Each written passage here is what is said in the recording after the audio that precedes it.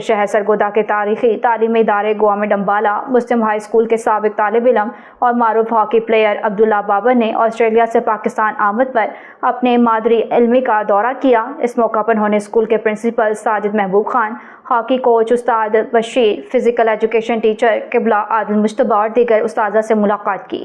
اس موقع پر انہوں نے اسکول کے principal Sajid Mehboob Khan, hockey coach استاد بشیر، فزیکل ایجوکیشن ٹیچر قبلہ عادل مجتبیٰ اور دیگر اساتذہ سے ملاقات کی۔ ہاکی کوچ استاد بشیر نے بتایا کہ عبداللہ بابر گورنمنٹ امبالہ مسلم ہائی اسکول ہاکی ٹیم کے نہایت باصلاحیت کھلاڑی رہے ہیں اور آج وہ آسٹریلیا میں نوجوان کھلاڑیوں کو کوچنگ دے کر ملک و قوم کا نام روشن کر رہے ہیں۔ پرنسپل ساجد محبوب نے کہا کہ گورنمنٹ امبالہ مسلم ہائی اسکول نے کھیلوں کے میدان میں ہمیشہ نمایاں کامیابیاں حاصل کی ہیں، جبکہ فزیکل ایجوکیشن ٹیچر قبلہ عادل مجتبیٰ کی محنت اور رہنمائی سے عبداللہ بابر جیسے باصلاحیت کھلاڑی سامنے آئے۔